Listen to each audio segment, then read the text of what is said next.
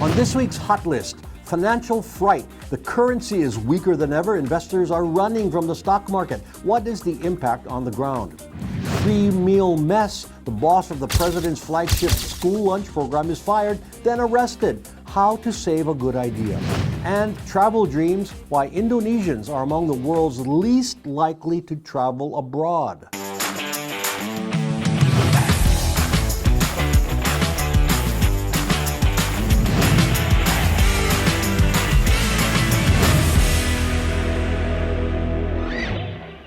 Hello and welcome. This is Hot Indonesia. I'm Dalton Tanonaka in Jakarta. Here are my co-hosts. Yenny Wahid is director of the Wahid Foundation, which promotes pluralism. She is the daughter of the fourth president of Indonesia and new chair of the Indonesian Women's Congress, KOWANI. And sitting in for Sandy today is William Wongso, Indonesia's premier food expert and native of East Java. Hot topic number one, financial fright. Confidence in Indonesia's currency is down, way down. The Rupiah fell to its weakest level ever at more than 18,000 to the dollar. Stocks hit the year's lowest point this month as the world's worst performing market, down nearly 40% in 5 months. The global reason why is the war in Iran, of course, with shipping lanes closed and resources shifted. But, guys, let's talk about the domestic issues close to home and the impact on everyday life. First, analysts say that this isn't a catastrophic crash like in '98 because now systems are stronger and reserves remain in place, but trust is damaged. Trust in leaders, trust in recent government actions. Yenny, to you first. For you, what's hurt confidence the most? Well, it's very interesting, right? Because our inflation is actually under control. All these indicators, right? Inflation, and then the growth is actually quite good as well, 5.6%. Compared to other countries. But the real problem, I think, is the uncertainty when it comes to policies. So markets can tolerate bad news, but what they cannot tolerate is uncertainty. And that goes back to leadership and government. Yes, exactly. And so I think what they're questioning is this, the fiscal integrity of Indonesia. So they're seeing, governments keep changing the policies, governments keep coming up with all these new projects and all these, great big programs that will need lots of money to fund them. We'll talk about that in the next segment. I know what you're referring to, Yenny. But not only that. Yeah, I know. I'm being funny. Well, but the impact, as we want to discuss in this segment, has already begun. Some capital projects are being put on the shelf, some postponed. Families, I heard, are quietly moving their money overseas. Prices on imported goods are beginning to creep up. William, what are you seeing? And does it really affect the average Indonesian who's maybe driving a taxi or selling food on the street? No, in general, I talked to a lot of food and beverage operator. The revenue is going down. Could be people more reserved on their funding. They don't just spend. They don't go out and eat anymore that much. They eat, but they don't spend a lot of money for the food because then the dollars increase. A lot of imported ingredients increased tremendously. Yeah. But I just came back from travel from Central Java to West Kalimantan and West Sumatra, which is Padang. I always went to see the market. The market still, in a glance, still busy. Mm-hmm. Except when it took a few people, they said the revenue is going down. That's the fact of reality. But Indonesia is, I think, is survival, and you don't eat all the luxury ingredients. And as you know, basically Indonesia in the old times they grew up with plant-based. A lot of very local ingredients, except tempeh maybe because 95% of soybean is still imported. So maybe you said you saw the markets, the wet markets, dry markets. They are still busy, but people are not buying as much or as consuming as much. But if I look at the stock of ingredients, still abundant. Business contracts on a larger scale, business contracts paid in dollars are being put on hold because obviously they cost more. You need more rupiah. But if you're coming to Indonesia, your dollar or your euro are worth a lot more than a few months ago. That's a small bright spot. Well, it is when you look at it from the tourism perspective, right? Of course, cheaper Indonesia is great for tourists. But then what is the impact for ordinary Indonesians? They will have to pay, higher prices for everything, like imported fuel, medicines, food ingredients, as well as, industry inputs. And everything is affected by the rising dollars.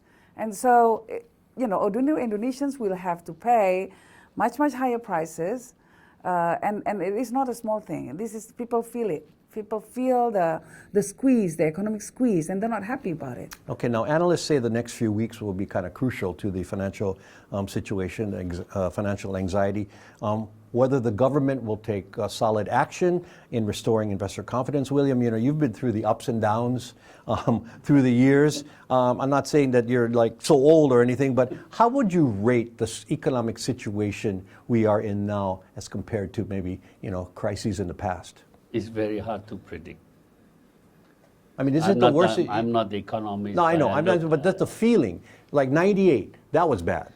Yes. Everybody felt it, and we knew it. The region felt it. It's not that bad now. I don't think we're on that level. Yeah. I'm sorry, William. No, I agree, because when I looked, there's still maybe some little positive optimism among the Indonesian, except too much of the political issue at the moment. Your question earlier about whether this is as bad as '98, I don't think so. Because our institutions is much stronger now, and our banking sectors especially so much stronger now. So what's like the you advice? said before, reserve is much stronger, is so much higher. My advice is that government needs to stabilize the fiscal spending. They need to rein in all the spendings, because if you don't have the money, you need to borrow. Either you need to borrow or you need to rein in your spending. But if you ask all the ministers, they're complaining that their budgets have been cut. Yeah, but that's the other thing, right? Because if I were him, I would... Him being the president? Him being the president. I would look at all the programs and see which ones need more investment in terms of government's procurements, government's investments, right? What industry needs help, needs incentive, and put more money into that. Okay, so reorganize and revise the budget and see where we are at this point in time, which we want to discuss next, because Hot Indo will continue shortly with the free meal mess, how to save the school lunch program.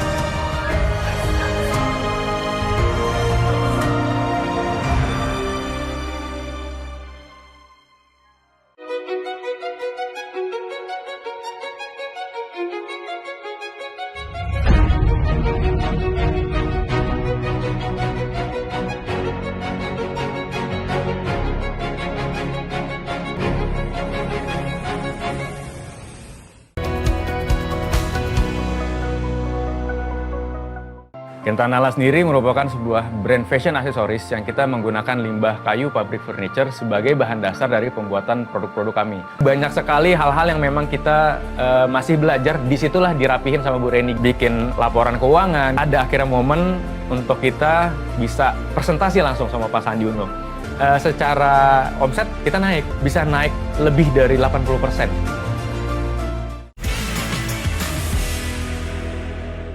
You are watching Hot Indonesia with Yenny, William, and me. Here's hot topic number 2, free meal mess. The images were shocking to some, not surprising to others. The head of the country's free school lunch program was arrested June 3rd for corruption, the day after he was fired from the president's priority program. This capped more than a year of problems for the well-intentioned effort. Among them, thousands of sick kids from hygiene issues. New program leaders pledged to do better. We've talked about this several times, William, if you've watched, and let me go to you first. As a food guy, is this a noble project, as I believe, that just needed a lot better execution? The intention is noble, but my major concern is about how to handle the food safety. While the rest is easy, as long as you have rice, you have protein, you have some fruit, veggie. It should be. We don't have to generally count in detail on the nutrient, but you have those factors. Is 4 sehat 5 sempurna. Yeah, there's milk. That should be fine. But my major concern is especially to clean the food container. And that's been the problem with the hygiene and the food That's poisoning. because the way you it's cook them massive. as well, right? Huh? The way you cook them as well. Yeah. No, Separate the way you areas. cook and the way you store, right? For instance, just an example, the airline, you never cook and send to the plane. It has to be blast chill for 24 to 48 hours. Really? And portion, then send to the plane. That is to stop the bacteria. But if you cook and you hold it within 1 hour, it's definitely be contaminated. And you have 48 experience. hours. I didn't No, know that. he has experience because you handled Garuda's Yeah, food was with program the- yeah. a few years ago. Can you imagine Garuda is one person sick during the flight? Oh, it'd be horrible. Yeah. You have to land. Bad publicity, everything. That is from the food side, and that's why I want to ask you that specifically. Now, operationally, it was rolled out too fast. Serving too many people. I mean, tens of millions of kids needed more planning. But the president, we know, wanted to make good on his campaign promise. Yenny, leaders have been replaced. What else now to get it going right? Like William said, I mean, this is he's got a noble intention, but again, we need to look at our own capacity. This is such a massive program, and you want to roll it out immediately, nationwide program, without the capacity to back it up. And, this is the main problem. And I'm very glad that the new head of the MBG, the free lunch program, actually said that she's going to scale down the operations and the program. And she's going to focus more on the poorest areas of Indonesia. Yeah, the place where you need more nutrition Exactly. the most. Yeah. Because why do you want to feed all the rich kids in the big cities, for example? What has been happening is that these kids, they've got all these food allowances from their rich parents. Mm-hmm. They buy their own food, or they bring food from home. So what they do is they take the free lunch and give them to their drivers, to their nannies, etc. Yeah, that's happening. That's what's was happening. That's not a good thing. So instead of spending all this money on food that will be wasted, we should put it on industry that needs incentive. Like I said before, industry that needs incentive that would create jobs for the parents of the poor kids. And the corruption arose because of the huge scale. They awarded contracts to people setting up kitchens who probably had no experience. No skills, yeah. But just because they knew someone. And I'm not tarring everybody with the same brush, but it happened. There are documented cases. So we need transparency when it comes to the procurement. That's the main contracts point. given out to whom? What are they? What is the output? And they did reveal some. It's very difficult to control with the level of competency of each caterer. Yeah. They are not all experienced. There's no standard, national government standard for food service on this You scale. can't do right? it instantly. Yeah, and the scale of it was too many people, and so they already before this arrest of the former leader, they had cut out the weekends and certain parts of the program to scale it down. So the new leaders are saying we're only going to do less. Instead of 20 million, we're going to do maybe 5 million at first, or 10 million. Hopefully. Yeah. Okay. Now, one last point on the food, William, is the issue of hygiene. And I want to get this important because parents are really concerned about this. Is it a solvable problem or impossible because of the enormity of the lunches served? Because the numbers, each caterer has to cater like 500 to 1,000. Look at the tray, at the food tray. They have to wash all by hand. There's no automatic machines like in other And countries. then I don't know how to dry those tray after being washed clean.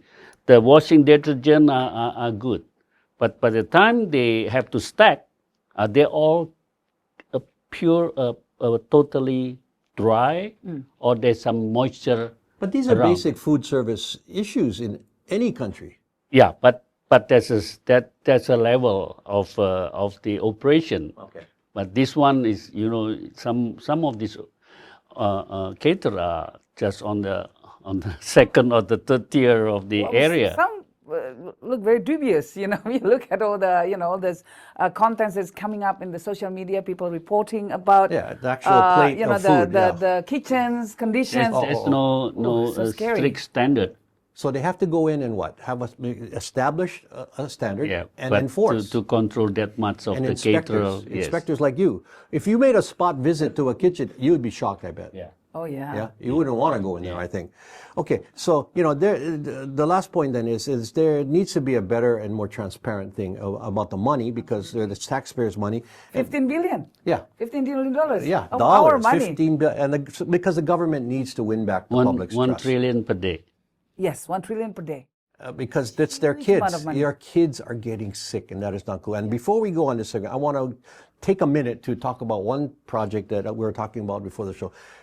William Wongso now has a product that is on sale in the United States.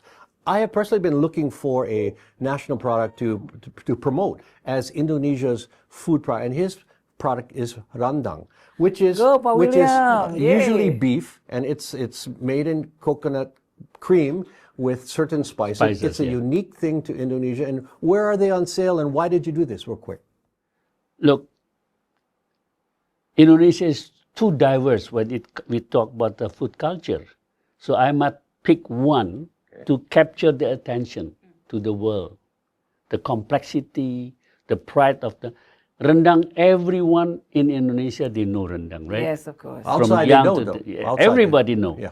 So if we can produce it just to show one complexity, and they will think, what next? But to produce, you cannot export beef from Indonesia. The only thing that we can export that I want to keep the authenticity is the spice base. The flavor. No, yeah, the seasoning and the coconut cream.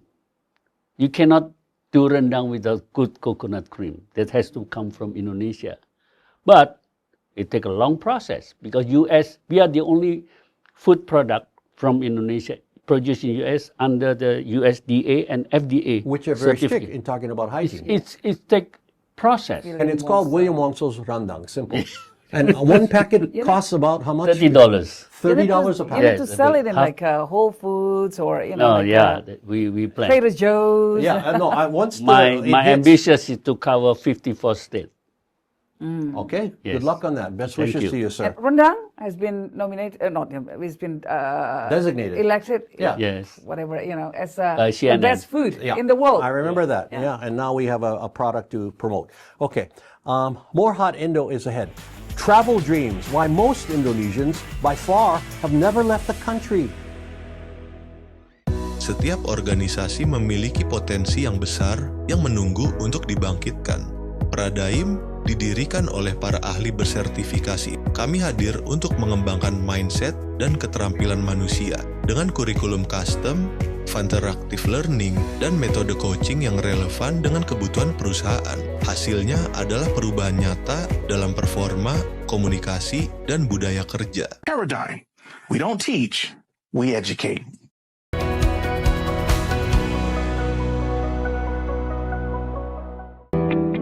Aku melihat bahwa masih banyak hewan peliharaan yang itu tuh masih menggunakan produk-produk manusia, dan aku menginisiasi Anima supaya bisa menghasilkan obat-obatan untuk hewan.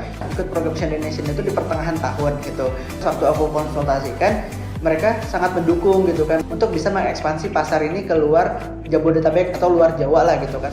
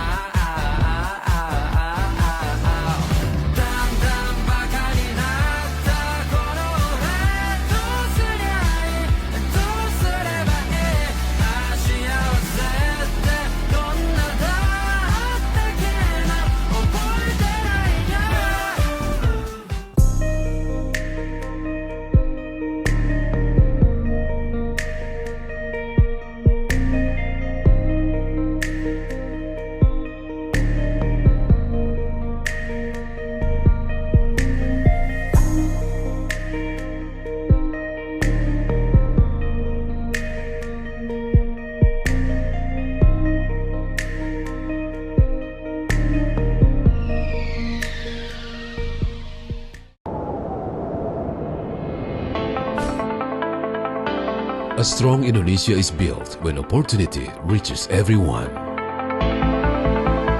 But today, too many are left out of the digital economy.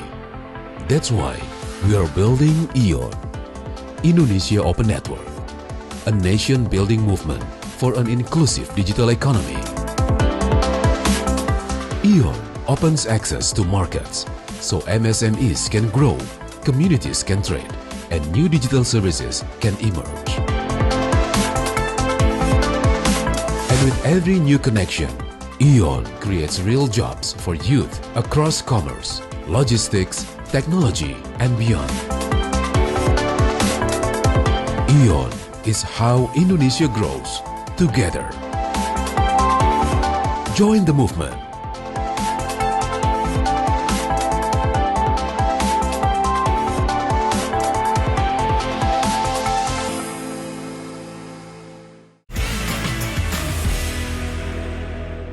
You're watching Hot Indonesia from Jakarta. Hot topic number 3, travel dreams. Now, who doesn't want to head overseas on a holiday?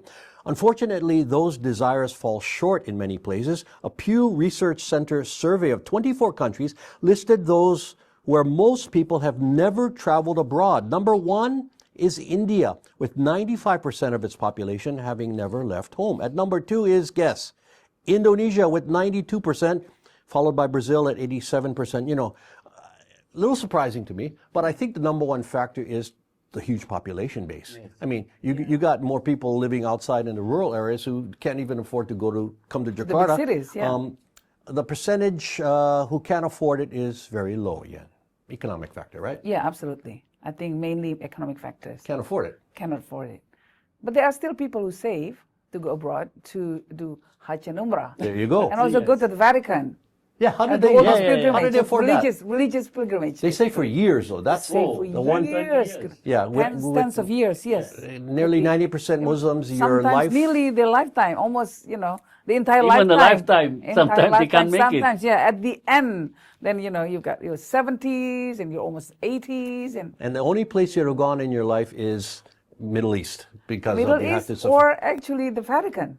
Oh, for the Christians who For want the a Christian pilgrimage to, pilgrimage, and also Or Jerusalem. Israel. You know, the survey said other factors include things like passport access, which is also a money factor. You got to pay for a passport, and geographic location. You know, if you live far away out of the centers, it's hard to get everywhere you're going. But You need to go to Jakarta first before you travel. Or Bali. There's a transit point. So, William, does the high percentage of homebound Indonesians surprise you? Not really. because as what she said, is the economic factors.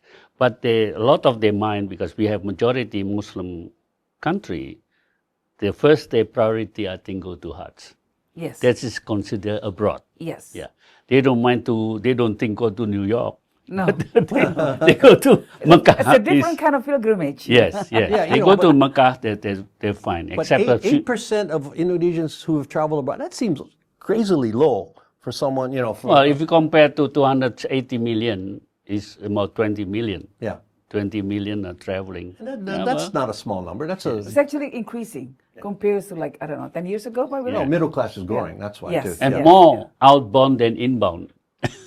More going Yeah. out than Yeah. Right than- now? Then people Yeah. traveling in. Yeah. Oh, okay, and that's tourism, which is another issue, Yeah, something another like 12 sector we millions, must I correct. think. One more Tourists point. coming in, right, at the max. One more point. Of the 92% in Indonesia who said they never left the country, the survey said, 27% of that 92%, got that, said they don't care.